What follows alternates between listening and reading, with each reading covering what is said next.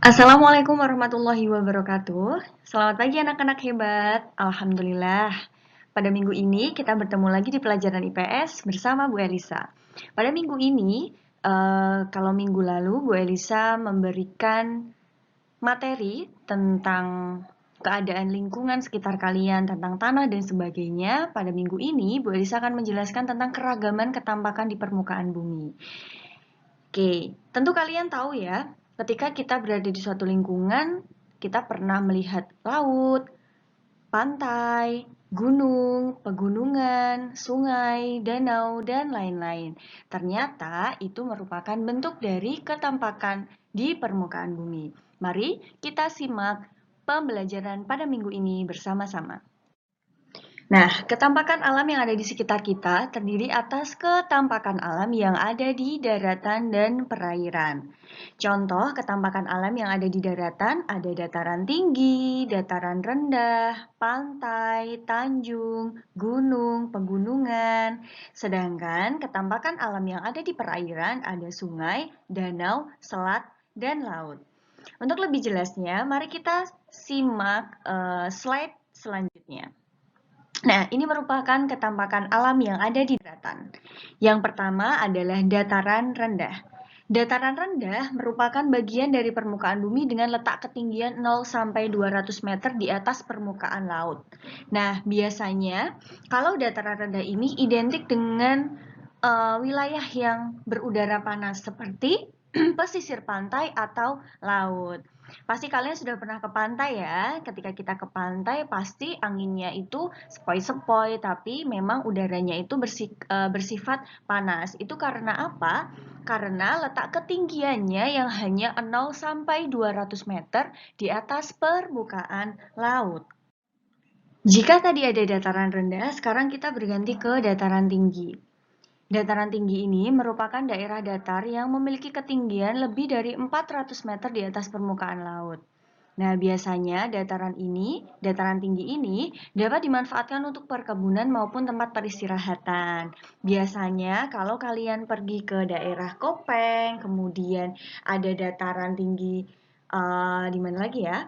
Bandungan, seperti itu kita akan menemukan nih di sana ada lahan buah-buahan, bunga, sayuran, seperti itu. Dan udaranya itu dingin, ya, sejuk dan dingin. Selain dimanfaatkan untuk pertanian dan perkebunan, wilayah dataran tinggi ini juga cocok untuk daerah peristirahatan. Makanya kalian jangan heran kalau di daerah dataran tinggi itu sering dibuat tempat wisata. Kalian akan menemukan banyak villa, hotel seperti itu karena kalau kita belajar ya, biasanya orang-orang kota itu kan setiap hari dari hari Senin sampai Jumat mereka bekerja, mereka sekolah, mereka uh, berkegiatan sehari-hari di udara yang panas, tentu mereka ingin beristirahat di daerah yang dingin. Makanya biasanya mereka akan pergi ke dataran tinggi, seperti itu ya, seperti Puncak Bogor, Bandung, seperti itu.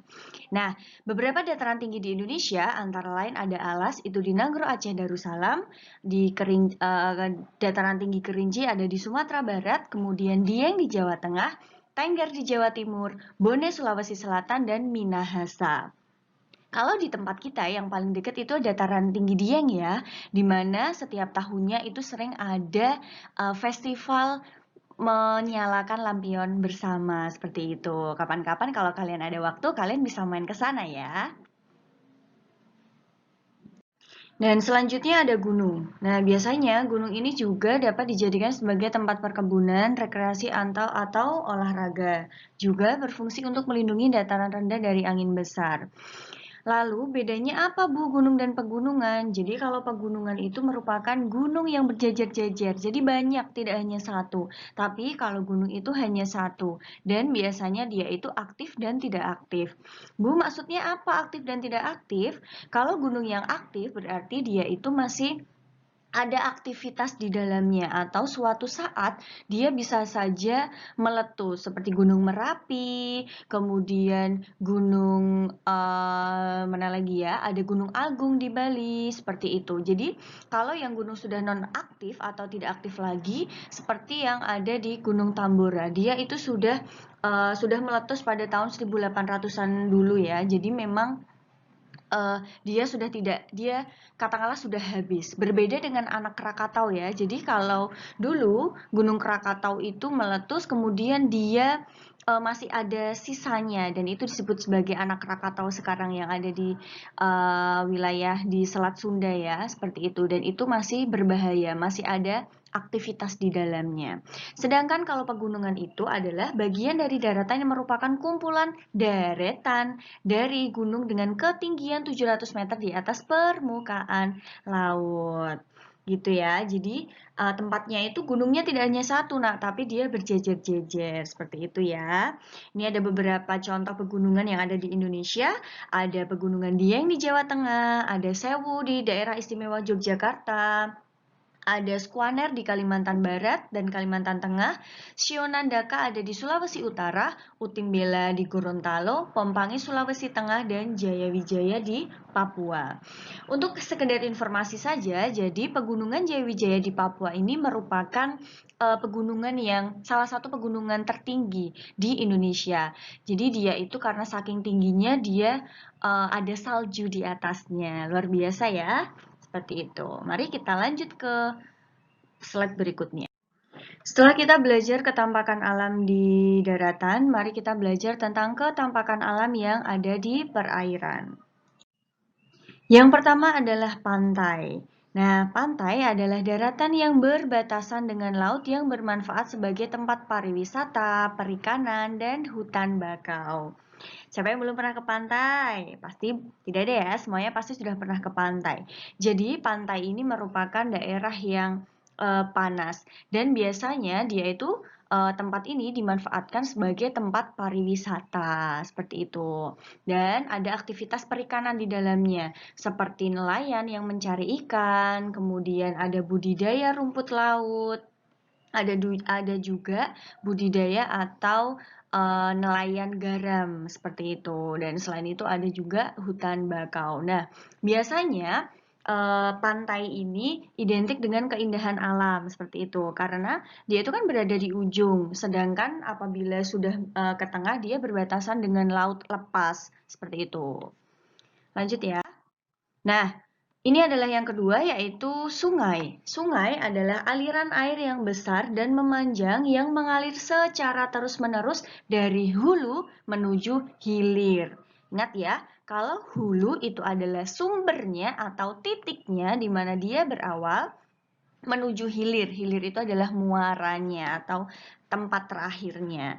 Nah, biasanya sungai-sungai besar pada umumnya itu terletak di pulau besar pula seperti Pulau Jawa, Pulau Sumatera, Pulau Kalimantan, Pulau Sulawesi, dan Pulau Papua. Sungai ini dimanfaatkan sebagai tenaga pembangkit listrik dan sarana kebutuhan hidup penduduk. Biasanya kalau di beberapa daerah itu sungai ini dimanfaatkan sebagai transportasi seperti yang ada di Kalimantan. Jadi apabila mereka ingin pergi ke suatu tempat, sungai ini adalah sebagai sarananya, transportasinya karena pada sampai saat ini ya, beberapa tempat itu belum ada sarana jalan, jembatan. Makanya ketika mereka ingin berkunjung ke satu daerah menuju daerah lain, mereka harus melewati sungai. Sedangkan sungai yang ada di daerah Kalimantan sana atau Sulawesi itu jaraknya atau lebar luasnya itu sangat lebar seperti itu. Ya, biasanya mereka akan naik kapal atau naik sampan seperti itu. Nah, selanjutnya adalah danau. Danau ini adalah genangan air yang amat luas yang dikelilingi daratan. Danau digunakan tempat pariwisata. Umumnya, danau ini terbentuk karena letusan gunung berapi. Seperti gambar yang ada di slide kalian, ini adalah Danau Toba yang ada di Sumatera Utara, di mana tengah-tengahnya itu ada satu pulau namanya Pulau Samosir. Jadi Danau Toba ini juga terbentuk karena aktivitas pegunungan waktu itu. Seperti itu ya. Nah, ini adalah yang terakhir adalah selat. Jadi selat itu adalah perairan atau laut sempit yang menghubungkan dua pulau. Karena Indonesia ini negara kepulauan, otomatis selatnya juga banyak. Contoh, ada Selat Sunda yang menggabungkan Pulau Jawa dan Pulau Sumatera. Ya, Selat Bali itu menghubungkan antara Madura atau Jawa Timur dengan Pulau Jawa dengan Pulau Bali, seperti itu ya. Macam-macam sekali, masih banyak, ada Selat Badung, ada Selat Berhala, Selat Rote, dan masih banyak selat-selat yang lainnya.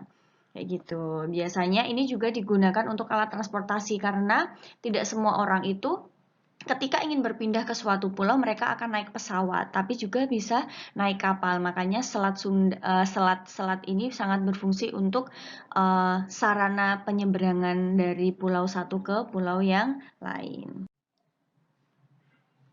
Nah, anak-anak, setelah tadi kita belajar tentang ketampakan alam yang ada di darat dan laut, pertanyaannya adalah, apakah ketampakan-ketampakan itu ada begitu saja?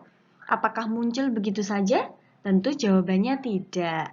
Semua tempat yang ada di bumi ini melalui proses yang sangat panjang, dan ini adalah beberapa proses di mana pembentukan muka bumi itu terjadi. Yang pertama ada tenaga endogen dan tenaga eksogen. Lalu apa sih yang disebut dengan tenaga endogen? Apa itu yang disebut sebagai tenaga eksogen? Kita akan belajar di pertemuan selanjutnya.